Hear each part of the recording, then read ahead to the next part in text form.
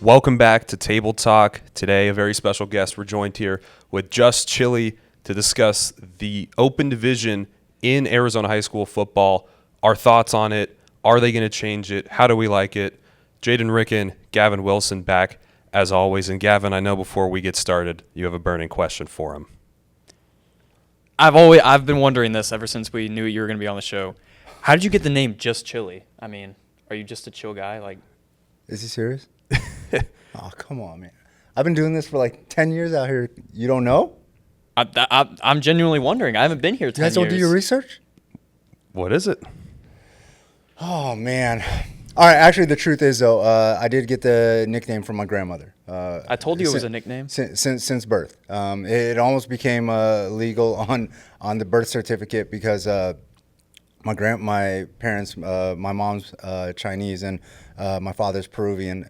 My grandmother didn't speak a lick of English, and she just thought I was really cold. So she used a Chinese translation that didn't fully translate to cold. It was like a slang, and my mom explained that it's chilly. That was the only way to describe it. And so ever since then, American, it's been chilly. I can't remember what the Chinese word was, but that's where it came from, and it's pretty much been since birth. Goes back to cultural beginnings. I like that. No, yeah, absolutely.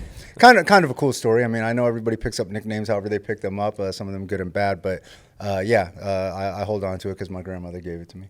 All right. So the open division, as we know it here, and for the ones who don't know, we'll educate you. It's the new way that started in 2019, right? Yeah. That Arizona high school football, and it's expanded to the other sports, organized their playoffs where they have a division for teams from different conferences, right? It started out, you could have 4A, 5A, and 6A teams all in the open together. 4A took off this year. They're out of the open. It was just 6A and 5A. Right. Now there's talks of getting 5A out and it just being 6A. I think that's official. I think that's official now. I think it's just 6A. The talks are done. The 5A has opted out, and I think that's going to create a different wave of problems. I think we're going to go back to some of the similar problems that we had back in the, I don't know, maybe like 10, 12, 15 years ago. Multiple undefeated teams at the higher levels in the state of Arizona. Could this undefeated team in the 5A beat this undefeated team in the 6A? And, I think that it's going to, promotion and things like that, I think that's going to continue to go. But I think next year we're going to be looking at an undefeated team in 5A, most likely going to be Desert Edge. And whoever wins this open division championship, everybody's going to ask, could this loaded Desert Edge team beat Basha, Liberty, whoever ends up winning the current open division? Now, it was started, though, right, for some of these teams, as you mentioned, right, those competitive teams to get a chance to take down the top dogs, right, a chance to prove themselves.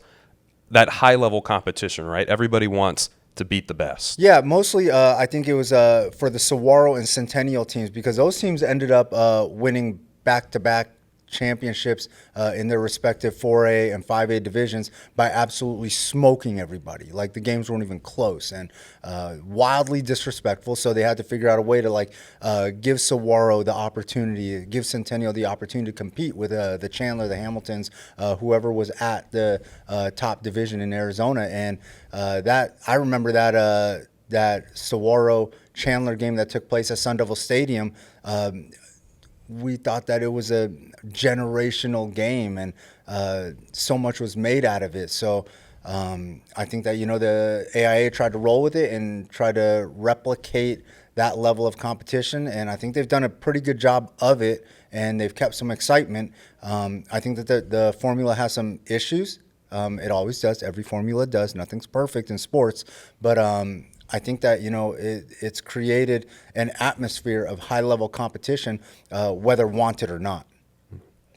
Take a team like Marana, the 1 seed this year. I know here at Basha, obviously, players a little biased because they were the 2 seed. Yeah. But that's a 5A team getting the number 1 spot over Basha. And Basha's only regular season loss was to Mission Viejo, at the time, the 10th best team in the country. And it was a close game. They lost by 3. So I think when people look at that, my question would be, is if when the Open included 5A teams, I mean, you can't just expect them to win, right? So the second that the 5A teams can't compete after being that 1 seed, suddenly they're gone.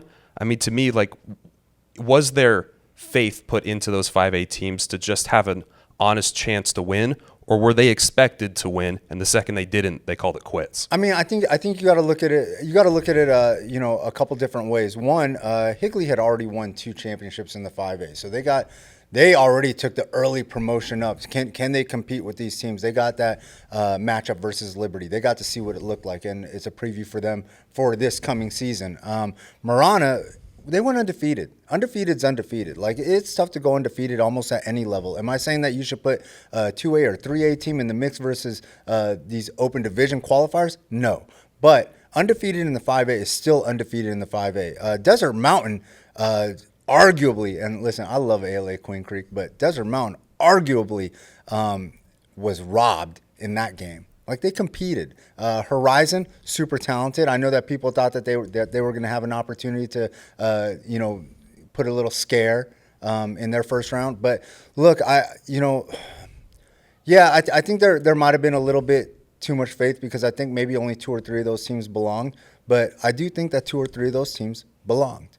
Do you think this is effectively going to kill the smaller schools? Like, I mean, they originally made this for Saguaro being such a small school and competing at such a high level. I think kids nowadays, they want to compete at the highest level. I think that, this is gonna have a little bit of an effect. Who it's not going to affect, it's not going to affect those more remote competitive teams like the Maranas, like the Sal Points, those teams in Tucson where those kids have less options. But in an area like the greater Phoenix metro area where kids have so many options, those kids are going to want to compete at the higher level, because those kids want scholarships. They want to be seen.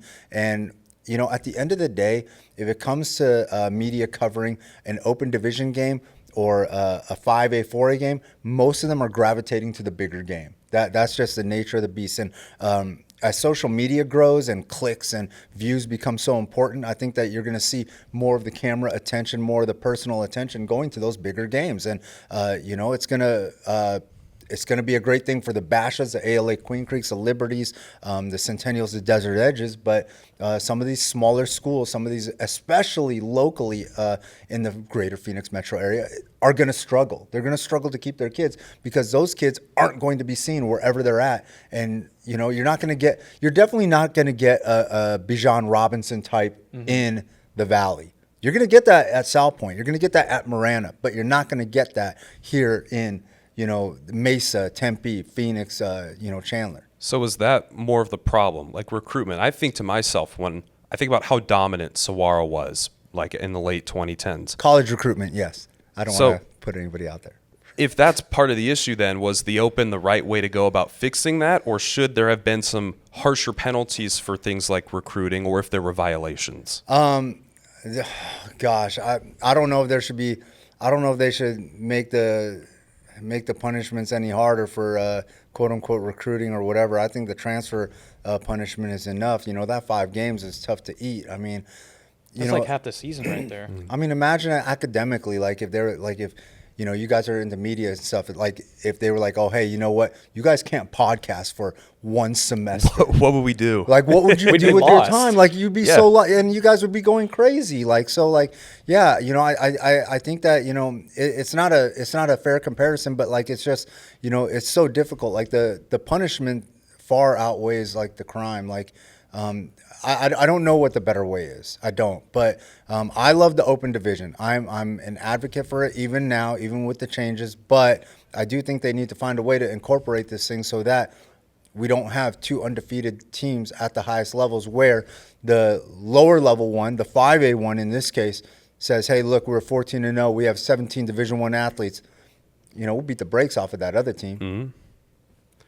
That's the reality. We've talked before with people like Kevin McCabe. I'm sure you know him. Yeah. About the transfer portal Legend. in general. But things like that, like high school is becoming so much more of a serious sport. And you see college is becoming basically professional sports. It's just not called that.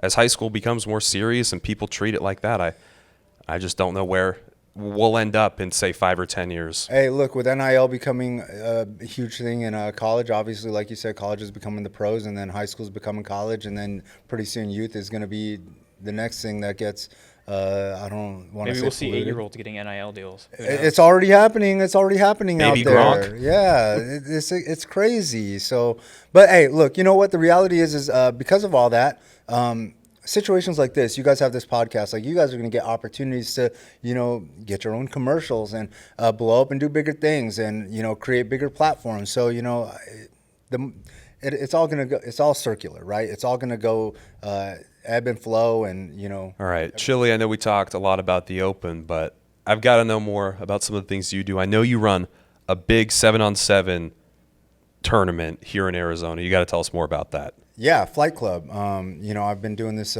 since the pandemic. During the pandemic, a lot of kids, they were struggling to find an outlet. We had to deal with the shutdowns, not being able to gather in groups or whatever bigger than like 15. So me, with my second degree in education and teaching math, I did the math on that, and I was like, 15, 7, 7, that's 14. That's One less than ref, 15. that's me. So that's 15. So I said, you know what? I'm going to start a 7-on-7 event. I'm going to do it invite only, Mortal Kombat style. Oh, wow. I like that. I found a park. I scouted around. The parks were kind of empty at that time. So Sure. I just had to find one that was kind of well lit. I lined it up one day, and I patrolled, didn't see anybody coming around. I invited 2 schools out, 2 schools at a time. I don't want to put anybody out there because I don't want anybody to get in trouble. But Mountain Point and Cactus were the longest standing Flight Club participants. So I invited 2 schools, and I told them, I gave them these rules. I also told them, hey, no cameras. The only camera, the only phone that can be out here is mine, because I don't want to get canceled. So had the park ready to go, and I reffed the game, and I let these kids compete. Next day, I patrolled, made sure that it was quiet, called 2 more teams, and that was the birth of Flight Club. I had 10 teams participate in that inaugural pandemic Flight Club, and then the following year, as we got closer to June, I had a couple of the schools that participated. They said, hey, are you going to do your 7s tournament again? And I was like, I don't know. I was like, is there a need for it? Everybody's doing one. They're like, no. You got to do yours. You got to do it your way.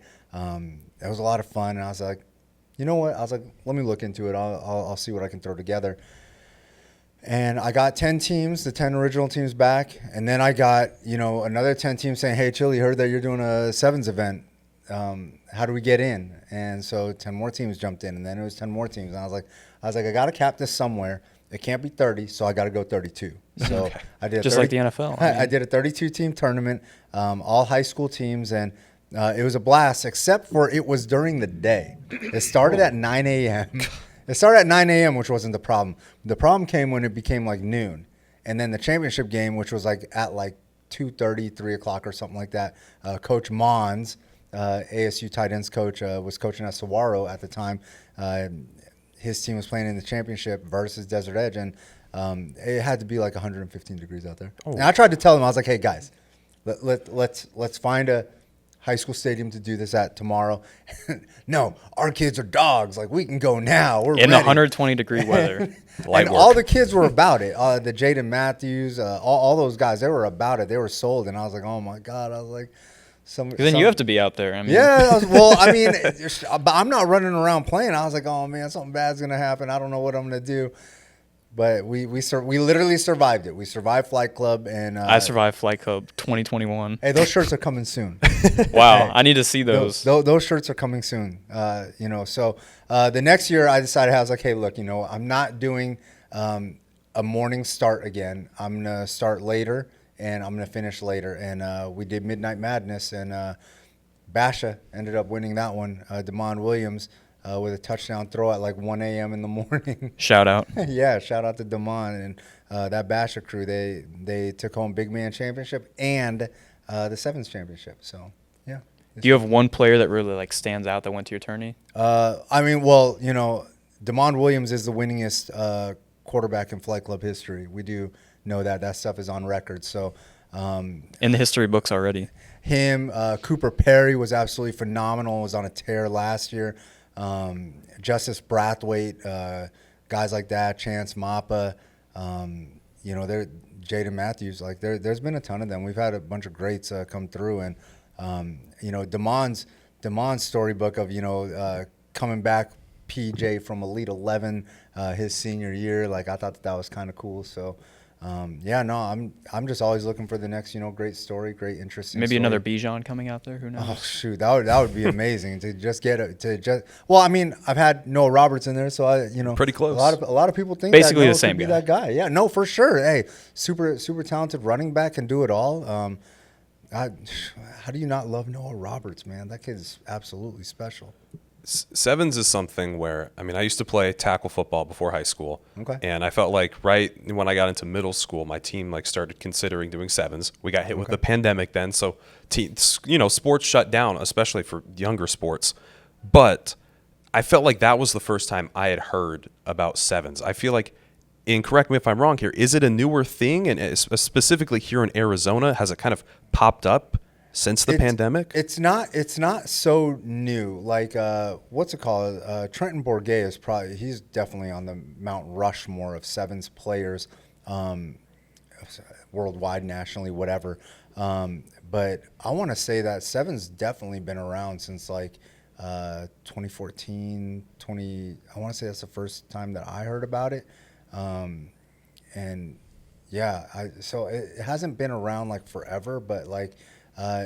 It's basically just passing league, like what high schools used to do before sevens became like a thing. But like now it's obviously so commercialized, and there's Red Zone, and there's OT7, and there's Battle. Shout out to my folks over at Battle. Shameless plug. Pylon. Like there's a bunch of sevens tournaments out there. So. Flight Club though is special and unique in its own. It's an all high school tournament. Like you got to have your high school team out there, compete with your guys that you're going to play with on Friday nights. And I've been told that it's the biggest 7-on-7 high school tournament in the country west of the Mississippi, not including Texas. I know it's complicated, but it is what it is. Yeah. Well, I feel like you personally, and maybe you disagree, but I feel like Arizona, obviously, and this is something nobody will disagree with, has grown in football. Like 100%. Like it is absolutely becoming one of those states where, like Texas, California, Florida. Those are Easy. like the big three. But I feel like Arizona's creeping up, maybe not fast, but they're getting there slowly. How does something like sevens help grow the sport? I mean, it just gives an opportunity for like, we see the Tucson Turfs and the D15 Stars, the AZ Dolphins, teams like that, put on for the state. Now there's like the Young Star, I can't remember the team, the Young Star somethings that are doing their thing. And I think that, it's a good opportunity for those sevens teams that are local here to advertise nationally that, hey, look, Arizona, we got talent. We got athletes out here that can get the work done. Where I think that like Arizona kind of loses to some of those other states that you mentioned, the Texases, the Californias, the Floridas, obviously it's size, right? And then it becomes literally size. It's the big fellas. It's guys up front. Like, here at Basha, we have Jake Hildebrand, who's a stud, and then Sam Garcia before him, who was a stud, and so on and so forth. But you go to California, Florida, and Texas, and some of those places, they have like 4 or 5 teams that have like 4 or 5 like every guy on the offensive line. Yeah, everybody on on their line is like that. So, I think that this is just one of those things. Like you said, Arizona is fast growing. It is moving. I want to say like 10-ish years ago when I kind of got started into this. Arizona is probably a little bit outside the top 10, like recruiting wise or whatever perception. I would say nowadays, like Arizona's probably hovering like around 7 or 8 or something like that, competitively, maybe closer to 5. So we are the quarterback state. We have a ton of quarterbacks that are out there. The Spencer Rattlers. We have a ton of guys that have done it, from that position. And then, we're making it elsewhere. The Bijan Robinsons. Think about it. Brock Purdy. Purdy just played in a Super Bowl and stuff. So like we got some of the best quarterback trainers out here. Coach Trey Anderson, Minucci, Gio. So we got a lot of special people in the right places helping to promote this game and move this thing forward. Why did you latch on to specifically high school and college level football so much? Man, so I got my start in FM radio. I used to do a morning show at 101.5. Before that, I did a night show at KISS FM 104.7. And then this guy Ralph kind of brought me into this world.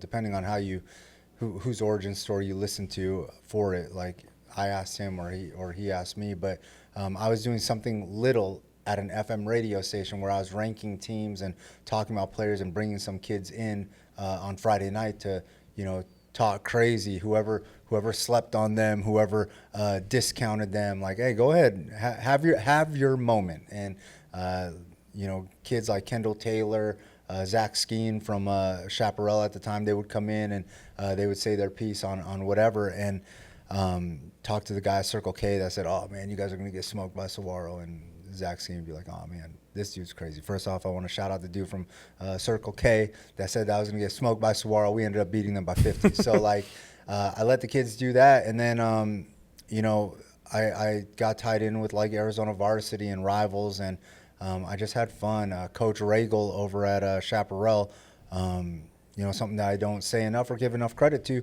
saved my life. Like, at the time, like I was DJing the nightclubs and doing some perceived cool stuff, but Coach Regal brought me into this, and he went on to go coach at like U of A and Cal and stuff like that, and he would always check back in and, hey, Chili, who are the hot prospects in Arizona? Who looks good to you? And I would start feeding him some of that information, and we would chat and talk about it, for, minutes on hours and whatever. And that's how I got sucked into this. And then Kevin McCabe, Cam Cox, all those guys kind of, adopted me and helped me out and pushed this product forward, created my own weekly podcast, Chili's Two-Piece, every Tuesday night, 7 o'clock, shameless plug.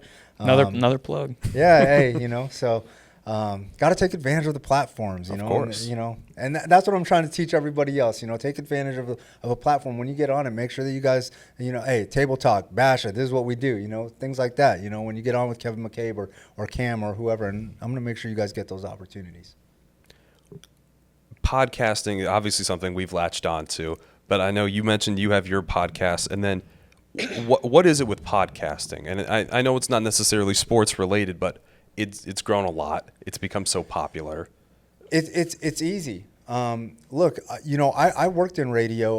Like I said, I did morning show. I did night show and stuff. And it might not be so scripted. At least for me, it wasn't. But you only get so much time to talk about whatever it is you want to talk about. Like, you get 17 seconds over the intro of a song to promote the song, say hi to the audience, introduce yourself, and then you're done for another 3.5 minutes. But podcasting, it's all you. It's all freedom. Listen, I can talk about how I stopped by the Burrito Express right before I got here, right after getting off of a plane from San Diego and stuff, and I got the breakfast burrito. That was absolutely amazing, and the audience eats that stuff up. Oh, Chili eats at Burrito Express. Oh, it sounds so good. I want to go get some Burrito Express too. And all you guys, like, you guys talk to the audience, and maybe it's not Burrito Express for you. Maybe you're going to get a slushie or something. Those Dr. Pepper, Polar Pops or whatever from Circle Used to be 99 cents. Yeah, man. How much are they now? Those days, I think they're like $1.39 maybe now, or something like that. Like 207. It's like McDonald's. McDonald's raised it by like 30 cents, but I mean, when and they it were gives you $1, half the burger that they used exactly. to. Terrible. No, hey, no slide on McDonald's just in case they sponsor you guys later. But that's the glory of podcasting, is that you get the freedom to talk about everything that's gone on in the 10 minutes, 16 minutes up to the podcast starting, and keep the audience engaged and have them listening, and they feel like they're a part of your life. Like, it's not just driving in the car for 15 minutes to get to work or to get to school. Like, they're going to be tuned into that thing on their phone and listening all the way up until the bell rings, or until work has to start, because they want to know what you guys are doing, what Chili's doing, what whoever's doing, Tate, Gavin, Jaden, whoever. Like, they want to know what everybody's doing and how they're executing their day, because they want to feel like they're a part of it. They want to feel like they're your friend, and it's your job, it's my job, it's your job to make sure that these people don't just feel like an audience member, but somebody that's a part of your life, because that's who you're talking to. Like, they're sitting right in between you two guys. Boom. Exactly. You got it. And that's really where we wanted to start this as a high school podcast, because we wanted our friends and family all to watch this and be like, oh, like, we know these people. Like, we want to hear what they have to say about certain topics. Maybe we talk about NFL, college, NIL even. Yeah. But it gives them a more sense of like why they actually want to tune in. Instead of some random dude on the radio. Yeah, we've brought up Kevin McCabe so much, but he's so knowledgeable. Yeah. And one of the things he said when we spoke to him last year that's really stuck with me the most is he's like, when I go to Did he schools. tell you that he like, hated me? He did not tell. Wow. Oh, okay. Table talk beef? No, go ahead. Please do tell. No, so I'm interested now. When I first jumped on the scene, he hated me. He tells this What- story. what'd you do? He tells this story all the time. Nothing. I jumped on the scene. I was tweeting, doing live tweets from games. I was vlogging games. I was doing it different. I was, anti-establishment. That's why. Wasn't 'cause you're doing following something the protocol. different. Yeah, something different. And he's old school. So like he was like, oh man, I can't stand this guy. I don't know what he's doing, but he loves me and he supports everything that I do now. And I tried to help him with the social media game a little bit, and he's been an amazing mentor for me. So listen, sometimes hey, look, we're all gonna get old, right? We're all gonna get older. We're all gonna get more mature, and we're gonna see things come up that are gonna be different than the way that we did it, and we're not gonna like it so much because maybe we don't know how to do it. Just got to learn how to do it, and everybody will thrive. Good point. What he said to me, I'm glad he didn't hate me. At least I don't think he does. Maybe he Maybe, does. maybe we need to have him back on. Maybe we need to have a and intervention. ask him, yes. I love that. But he had said something about, he's like, when he goes to colleges or schools and he asks some of the students, he mentioned specifically ASU. He's like, when people turn on to the nightly news, like what for sports, like what's the one thing they watch? And he's like, they say Larry Fitzgerald interview or this or that. And he's like, no, it's always like kids or family. Like people want to see their friends or that on the show, on the nightly news. And so I feel like that's what we've tried to kind of do here with Table Talk is bring on these people that everybody knows, right? Yeah. So when we have other Basha students come on and they're great here at sports, we've had like Sam Garcia come on before. Love him. We've had people who are, very liked by people. So that's what we've tried to do. And then we try to also put because our audience is mainly high school, put some people on game, and we have people like you or Kevin or Bruce Cooper come on and tell us about your side. And obviously, we learn a thing or two at least from you guys as well. So I like it. I don't know. We mentioned a year ago, like, where will podcasting be? Is it a fad? Is it just going to go away? No, definitely not. Podcasting is here to stay. What the most important ingredient of podcasting though is longevity. Like I'm not sure if it's you guys that control the Table Talk or the next person that comes into these seats that controls the Table Talk, but it's about longevity and how that thing is passed. Like my two-piece show has been done every Tuesday for almost like 8 years.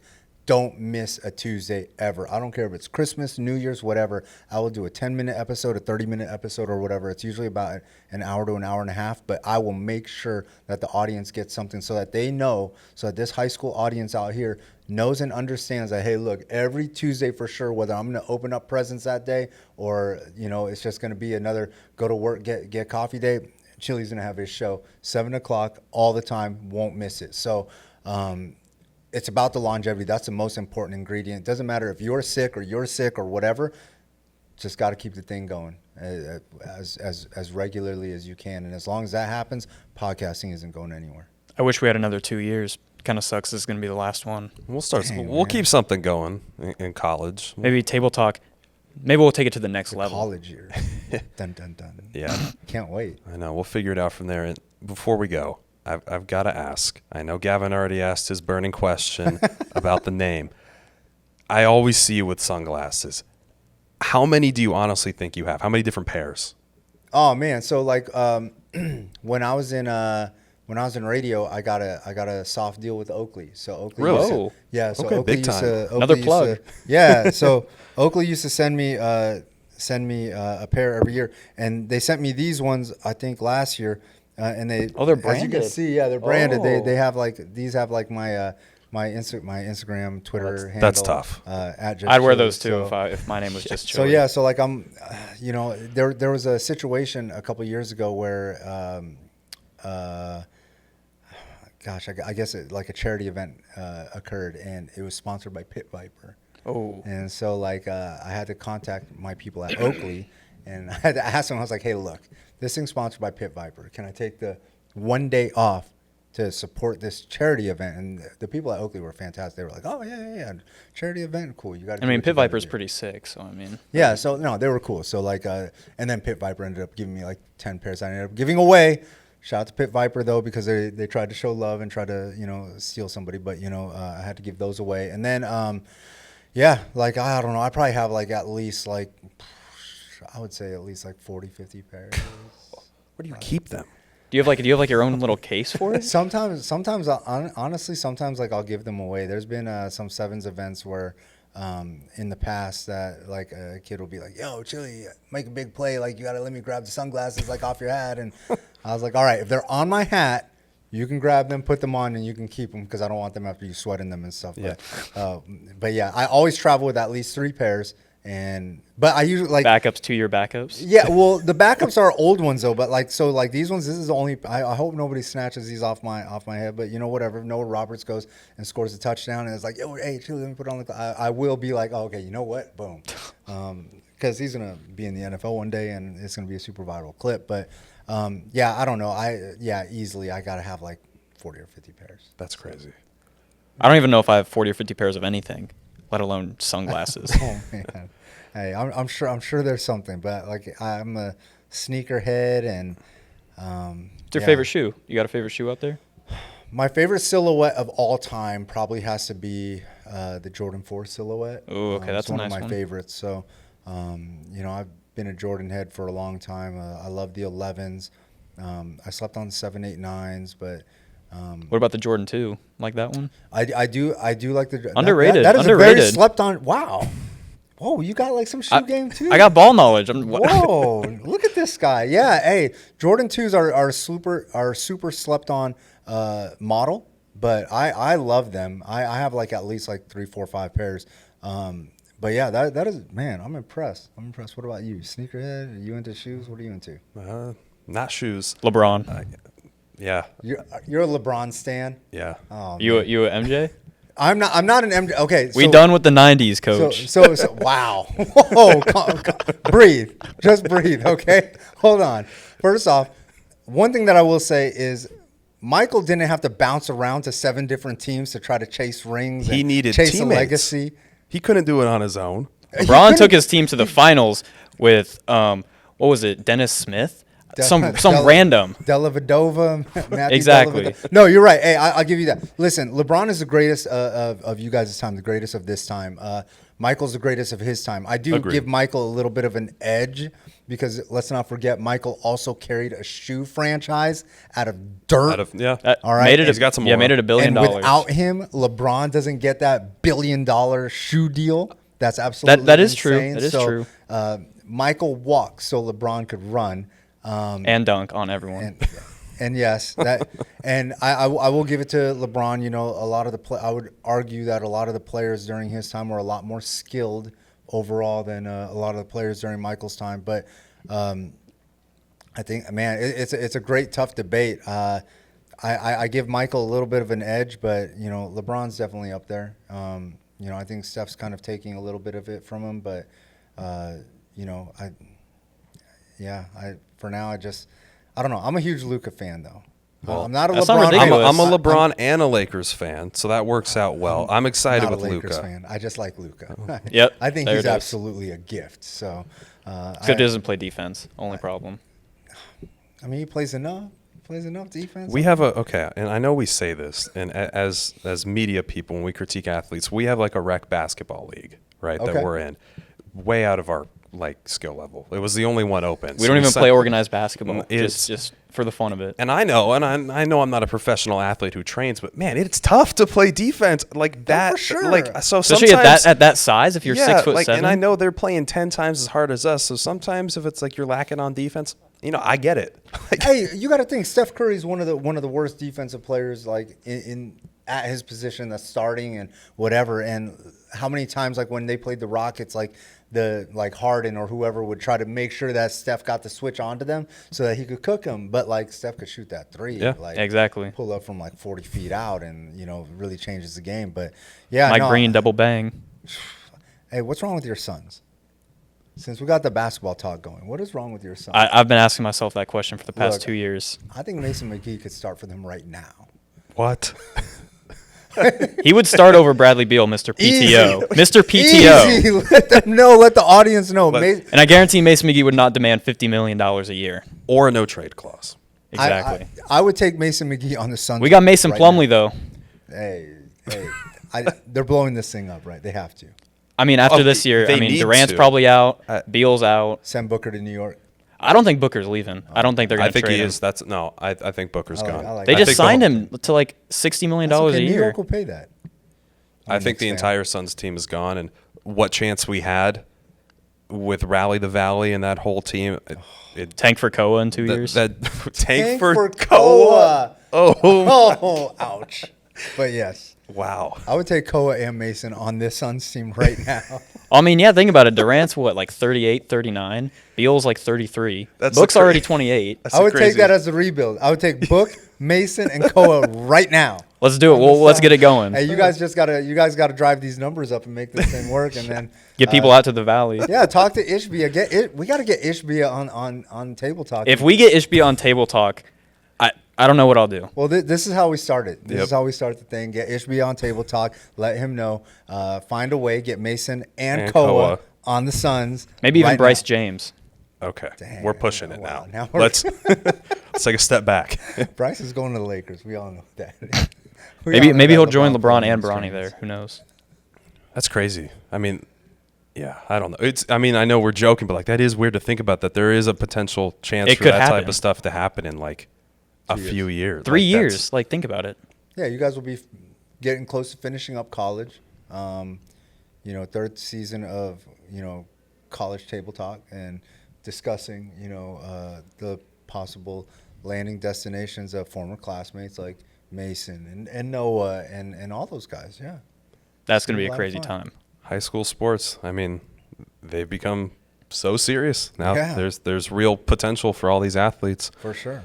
Well, I appreciate you coming on, talking the open, and No, I telling us- appreciate everything else. Got some man. more ball knowledge in there, too. Yeah, shoot, the sneaker game over here. That really impressed me. Hey, listen, you know what? If possible, we got to bring Table Talk to Flight Club.